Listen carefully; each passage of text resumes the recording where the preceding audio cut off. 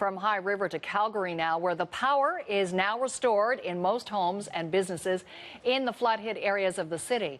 But there are still thousands of people out of their homes. And the dangers from the high waters far from over. Zuleka Matthew is on that part of the story, joins us now. So Zuleka, started a long weekend in Calgary, but the city's still under a state of emergency. Yeah. So just take us through some of the concerns that are ongoing here. Sure. This is what the bow is looking like these days.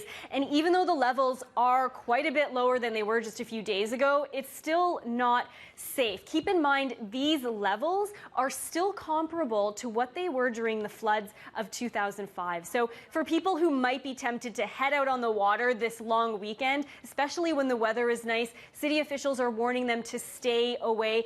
Don't do the rafting and the kayaking on the Bow or the tubing on the Elbow River, mainly because the riverbanks are so severely eroded that it actually gets weaker as the waters recede. Let's hear a little bit more from Calgary's Mayor, Nahid Nenshi.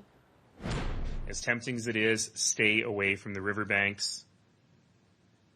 And if you're even thinking about going rafting or about going kayaking, you know what I'm going to say. Stay off the water, stay off the water, stay off the water.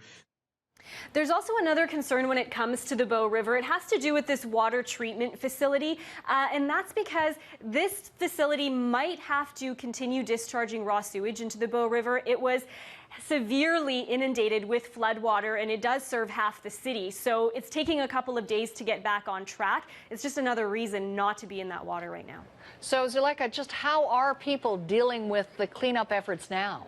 Well, there are garbage bins that are in communities throughout the city, but they are filling up quickly. Take a look at this picture. This was sent in from a Calgary realtor, Akbar Nimji, just showing how much garbage there is just on the lawn of one home. And the problem is that there's complaints now that there's at least one vacant lot where people are dumping garbage, and right across the street are homes. And this is an area close to downtown. So there's just worries that even though the landfills are free of charge to dump stuff right now for flood victims, there's going to be a lot of difficulties when it comes to trying to contain them. Absolutely. Good to know. Thanks, Zuleka. You're welcome.